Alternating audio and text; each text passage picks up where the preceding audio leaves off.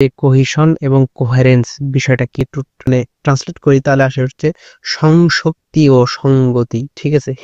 এটা আসলে বাংলাতেই আর কি বোঝাটা মানে একটু টাফ হয়ে যাচ্ছে।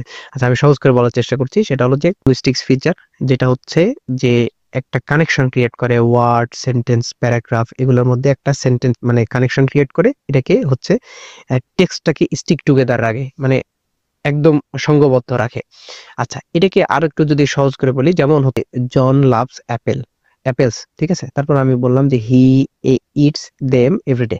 আচ্ছা, এই যে হি ইটস দেম এভরিডে এই কথাটা বললাম, তাহলে হিটা কাকে রেফার করছে? ওই জনকে, ঠিক না? আবার দেম বলতে কাকে রেফার করছে? ওই আপেল গুলোকে, ঠিক না? এই হি এবং ডি মানে সরি হি এবং দেম এই দুটো হচ্ছে কোহেসিভ ডিভাইস মানে হচ্ছে কি আমি বলছি কোহেশন মানে হলো যে এটা হচ্ছে একটা লিঙ্গুইস্টিক ফিচার, যেটা হচ্ছে কি করবে, একটা কানেকশন ক্রিয়েট করবে বিটুইন ওয়ার্ডস এর মধ্যে, সেন্টেন্সের মধ্যে, প্যারাগ্রাফের মধ্যে, এবং এটাকে স্টিক টুগেদার রাখবে। একটা সেন্টেন্সের সাথে আরেকটা সেন্টেন্সের, একটা প্যারাগ্রাফের সাথে আরেকটা প্যারাগ্রাফের হচ্ছে যে এক ধরনের একটা রিলেশনশিপ বা একটা কানেকশন বিল্ড আপ করার কাজটা করে কি কোহেশন। ঠিক আছে? আচ্ছা, তারপর হচ্ছে কোহেরেন্স হচ্ছে যে text that discusses a single topic clearly and logically. ঠিক আছে?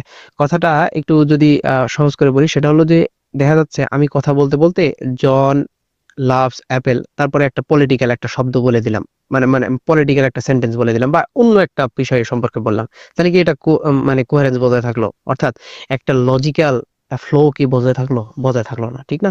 তাহলে এটা বুঝতে হবে যে কোহিশন হচ্ছে হলো লিঙ্গুইস্টিক ফিচার, যেটা হচ্ছে কানেকশন ক্রিয়েট করবে এবং একটা টেক্সটকে স্টিক টুগেদার রাখবে, ওয়ার্ডস এবং সেন্টেন্স প্যারাগ্রাফের মধ্যে একটা কানেকশন বিল্ড আপ করবে। আর কোহেরেন্স হচ্ছে হলো একটা লজিক্যাল ফ্লো অফ আইডিয়াস, মানে একটা আইডিয়া বা একাধিক আইডিয়ার একটা লজিক্যাল ফ্লো থাকবে, যেটা থেকে বোঝা যাবে যে কোনো অসঙ্গতি নাই।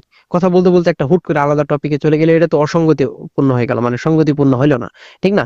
আবার ওটার ওভারঅল মিনিংটা ঠিক থাকলো না, মানে আন্ডারস্ট্যান্ডেবল হলো না বা রেলিভেন্ট থাকলো না।